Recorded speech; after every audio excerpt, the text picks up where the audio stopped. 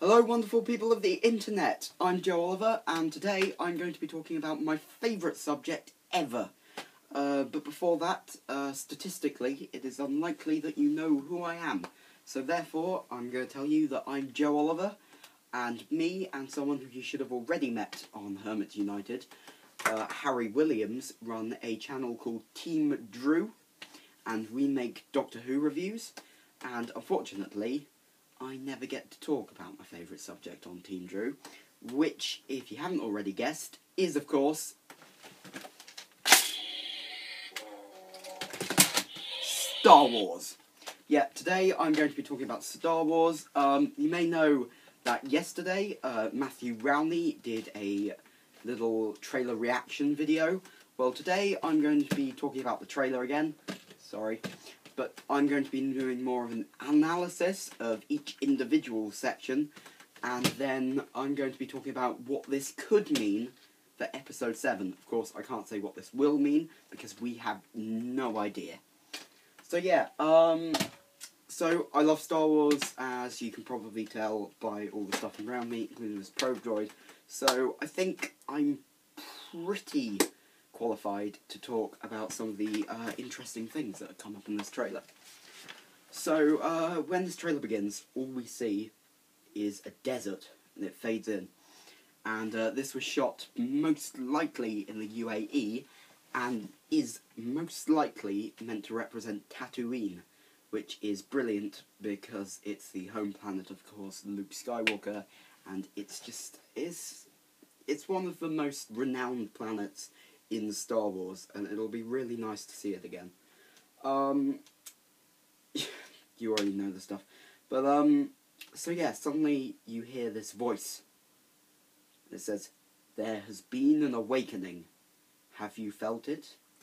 Firstly of all, is this Benedict Cumberbatch? A lot of people have been saying that this might or might not be Benedict Cumberbatch. Honestly, I don't think it is. He hasn't said anything, I don't believe, that confirms it, so I don't think it's Benedict Cumberbatch. A lot of people have said it sounds a bit like him doing his Smaug impression, but I had a listen to Smaug impression straight after I watched the trailer for like the 20th time, and I have to say, I don't see the resemblance, so I don't think it's Benedict Cumberbatch. However, only time will tell, but I don't believe it's Benedict Cumberbatch. So yeah, he says, "Have you felt it?" This is brilliant, because The Awakening, we're all so hyped about the fact that there's a Star Wars trailer, that we just, yeah, we felt it, we felt something, because we're all just so excited, and I think this is like a brilliantly written first line. I'm going to pronounce this wrong, but then John Boyega, I probably pronounced that wrong, Boyega, pops up, and he is wearing a sort of new Stormtrooper outfit. I say new because, of course, it has a little dimple there. It has a different sort of mesh in the join between the armour and the different plates. And also, instead of having a, what I believe is a ventilator pack strapped to the back, in that big dip, has just a silver, round, metallic-looking disc, which is interesting, but I'll talk about that a little bit later. A lot of people have been saying, how can there be a black Stormtrooper if they're all clones of Jango Fett? The answer for this comes from, well, firstly of all, in the expanded universe, now called Star Wars Legends, they do a lot of talking about how not all Stormtroopers are clones of Jango Fett. They become, afterwards, they get, like, training people who are not necessarily clones.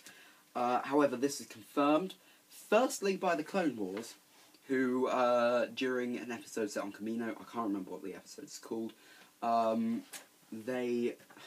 don't like the Clone Wars, to be honest, but, you know, it's important. They mentioned that stocks of Jango Fett's DNA is running out. I believe they end up solving this. But over time that causes the Empire to start hiring stormtroopers. But, and I say a big but, because now I'm going to get onto the fact of the Empire. Is it the Empire? We don't know.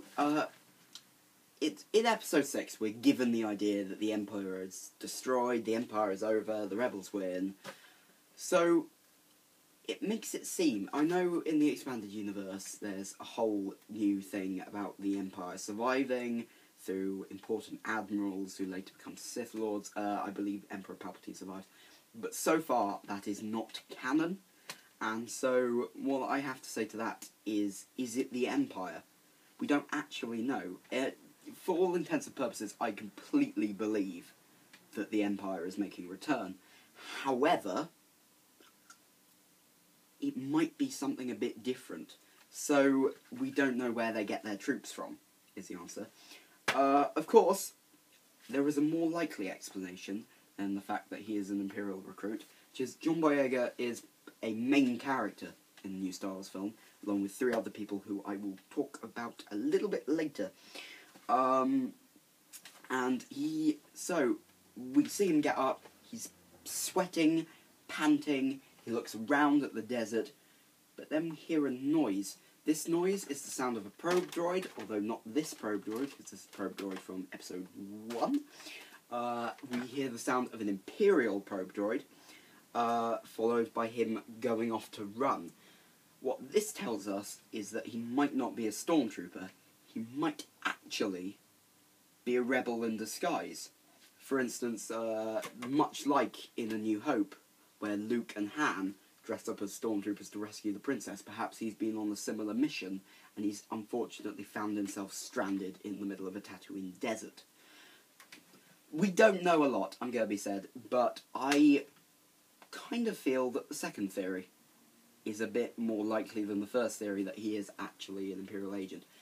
Of course, saying this, in Star Wars Legends, one of the main stories was Han Solo was training to be an Imperial officer, but then rescued Chewbacca. So maybe J.J. Abrams has thought of an idea much like that, whereby he is an Imperial agent, but he crosses over to the other side. We don't know. But it's an interesting addition. So that's the first thing we see, and already it's blown our brains out in 50 different directions trying to work out what the hell's going on. Then we see an R2 type droid. This droid is different though, because he's the dome stuck on top of a sort of spinning wheel.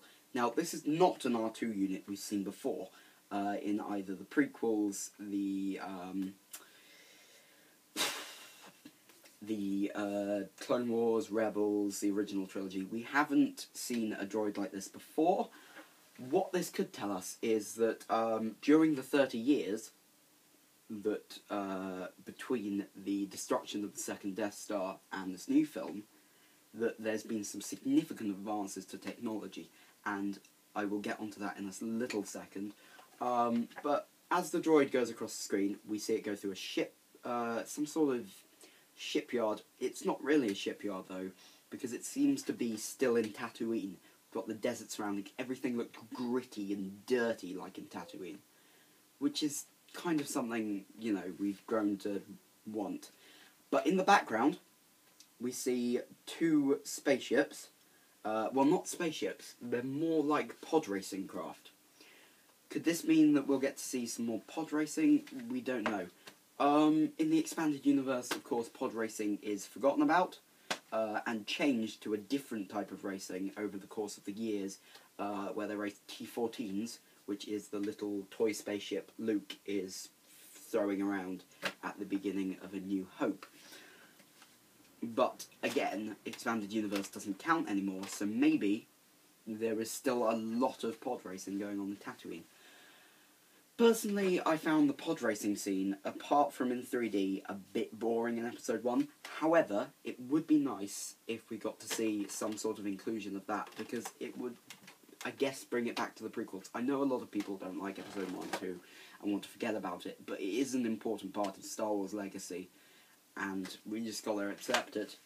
And it would be nice to bring it a little bit back to that, even if we touch upon it. So that's what I think. A lot of people will probably disagree on that. So yeah, after that R2 unit, suddenly we're away, we're inside a ship. It appears as if we're inside the ship. And we have row upon row of stormtroopers. But there is a significant difference between these stormtroopers and stormtroopers of old. Their helmets have this new black line going from down the eye to approximately just above the ventilation shaft thing. I've forgotten the name. That's not going well. So yeah, this, along with the fact that they appear to have a uniform similar to John Boyega's at the beginning, and the fact they've got some sort... The camera immediately switches from showing Stormtrooper's face, obviously, to the blaster. Now, what I've got here is one of the... This is a toy version of the Stormtrooper blasters.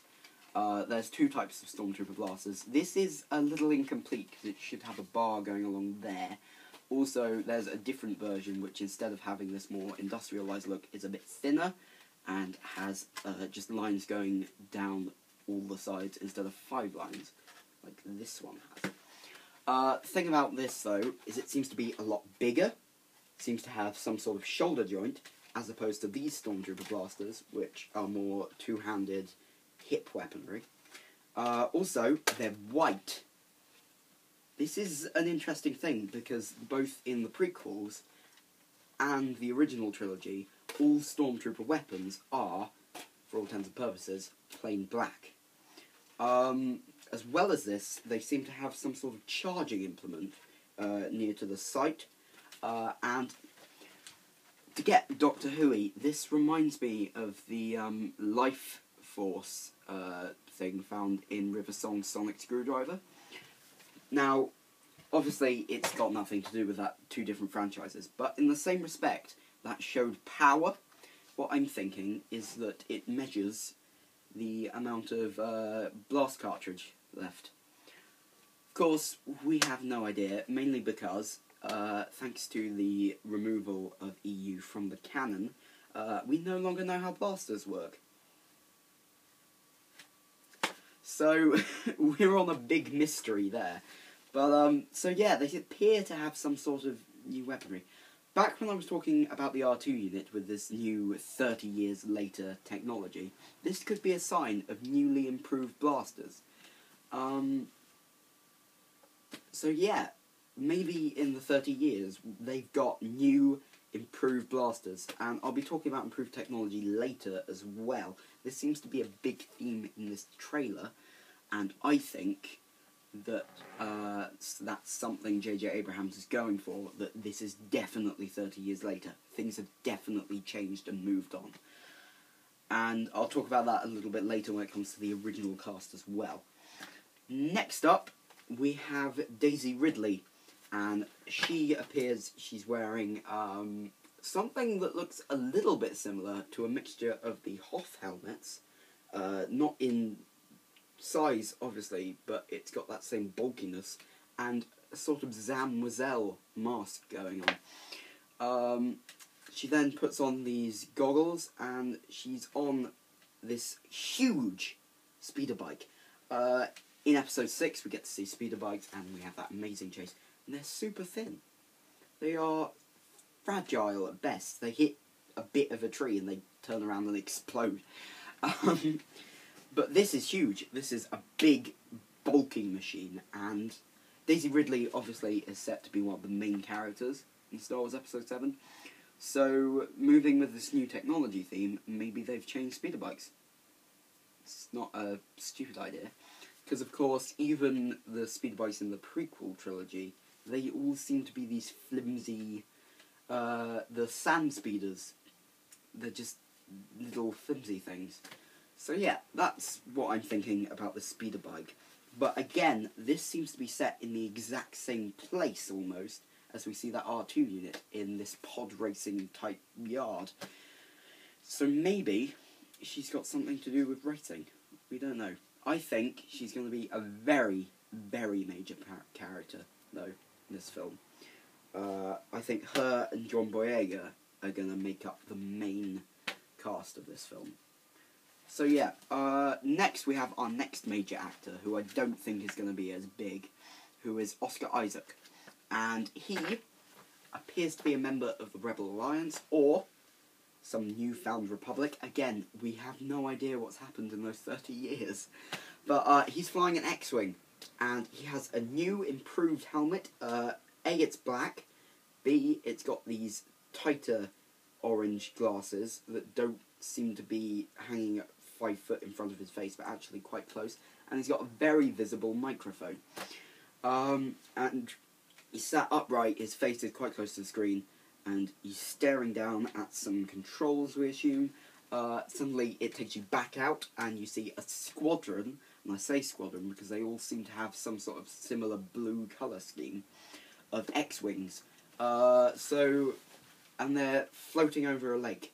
What does this say?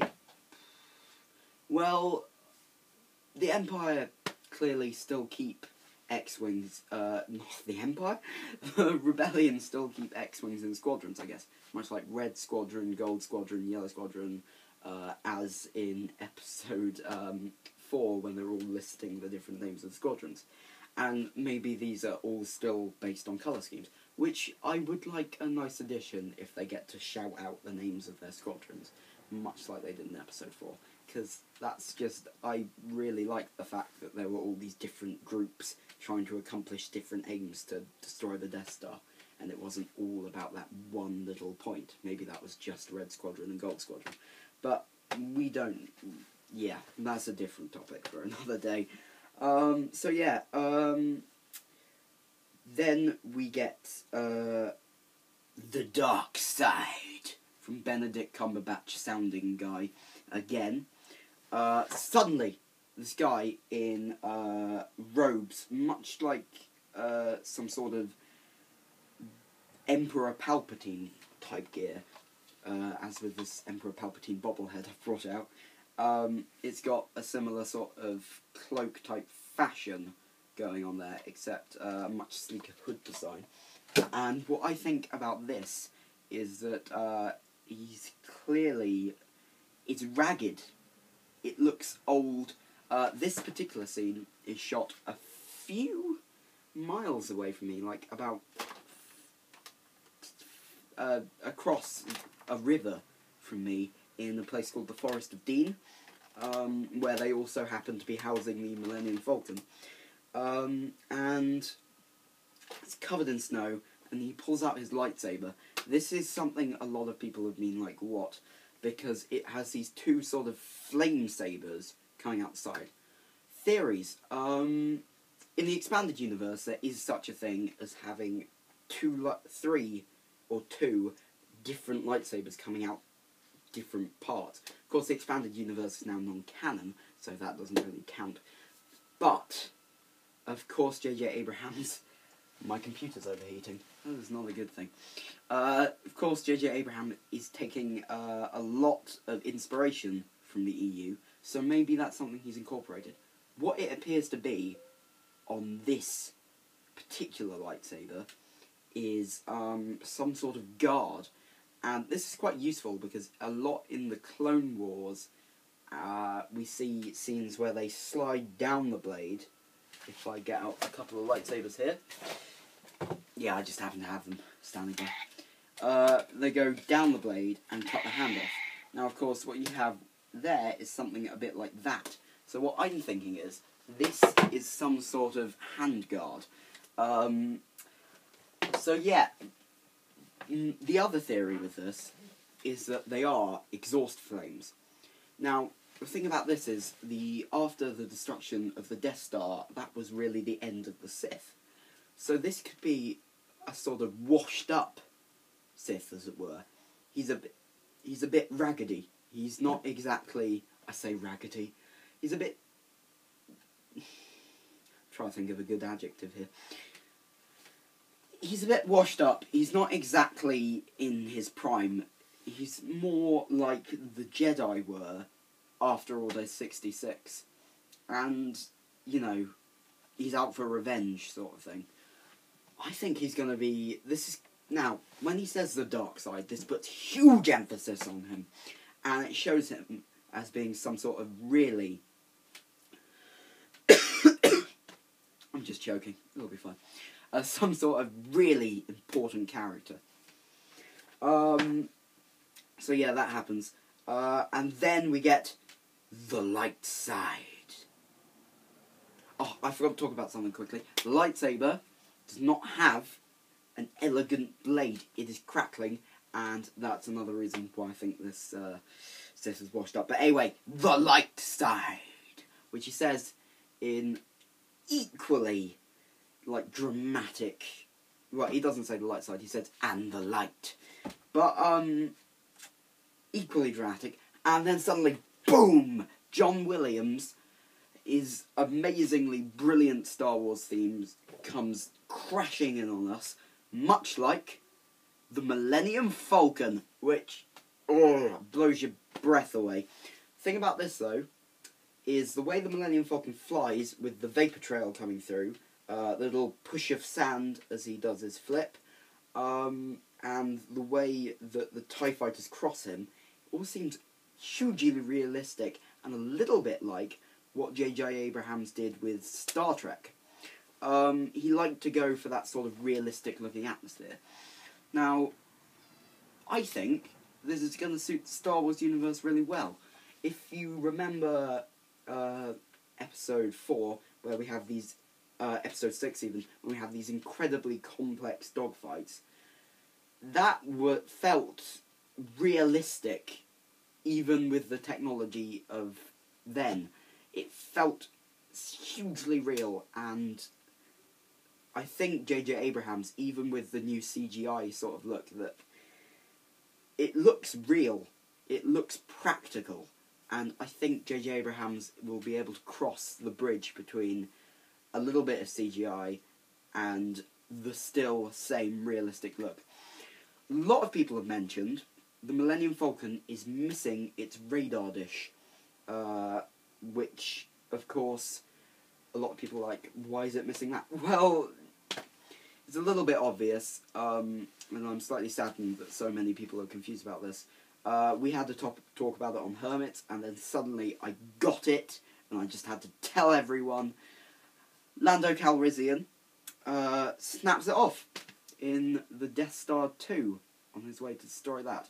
So yeah, that's why it has a new radar dish, and I like the square look, to be honest. I think it suits the ship. I like the fact that they've made reference to that as well, instead of just putting the same one on. I like the fact that they've specifically noticed that. It shows that J.J. Abrams is trying to connect with the whole legendary aspects of Star Wars. He's trying to reference the old ones. And that's one of the reasons I find it interesting that he got rid of the EU, because of course there would be so much he had to keep in canon with. But instead, what he's done is he's got rid of the EU so that he can focus more on keeping in touch with the story of the original trilogy and the prequels. And thank you, J.J. Abrams, because that is amazing. So yeah, that's the end of the trailer. We see 2 TIE fighters. The thing with the Empire debate that I was talking about earlier, whether it is or not the Empire, the Stormtroopers didn't particularly convince me because of this new change of look. However, these TIE fighters sort of do. They are the iconic ship of the Empire. And whether you believe that the Empire will be returning, that sort of cements the idea that the Empire is back in my head. So, yeah. And then, of course, we suddenly get the Star Wars logo, and it smashes on the screen. This is the one thing I don't like about this trailer. The only thing is the way that twisting the Force Awakens just kind of overlaps it to begin with. I felt they could have done that a little bit better. Then again, that is the most nitpicky thing I've ever heard come out my mouth. So, after that, I couldn't speak for about 12 hours. So yeah, that's my little analysis of every critical moment of the entire film. A few things I have got to say about this is that the lack of the old cast. You may notice that not even R2-D2 and 3PO made a cameo. No Harrison Ford, no Carrie Fisher, no lovely, huge-bodied Mark Hamill even. So, what does this say? Well, this says something I've kind of been thinking about, which is whether that J.J. Abrams in this, by including the old cast, is actually just trying to move on. He's trying to tell some new stories. And I actually think that's a good idea. I mean, I love the original trilogy, and I love the actors involved, but it would be nice if we got some new characters that we grew to love, because that was one of the best things about Star Wars, learning about these characters and watching them as they go on their adventures, whether it was through the comics, the novels, even if they are no longer canon. And I just want to experience that again. So yeah, that's my thoughts on the Star Wars Episode 7 trailer. A few little things I've got to say just in general about Star Wars Episode 7 is that it seems to be more practically based on the prequels, but a little bit more futuristic looking than the original trilogy. And it's a great middle ground, and if J.J. Abrams pulls this off, then it's amazing. I know a lot of people were super unhappy when it came down to Disney buying Star Wars. But you know what? If it ends up continuing the franchise, even if it's through things like Rebels or these amazing films coming out, and even if they bring out what they said they might bring out, which is a spin-off, one maybe featuring Boba Fett, as someone who's a big fan of Jeremy Bulloch as Boba Fett, then I don't see that anything bad's going to happen from this, and yeah, I'm super looking forward to Star Wars Episode 7, and I really hope J.J. Abrams pulls it off, and I have faith in him because of the amazing work he did on Star Trek, but the fact that he is also a huge fan of the Star Wars franchise. I also have faith in the writers. It was co-edited by J.J. Abrams, but I believe it was written by the same guy who wrote Toy Story 3, which was amazing. So yeah, I have huge faith in everyone involved, and with things like Warwick Davis coming back, just shows that it's just going to be lovely.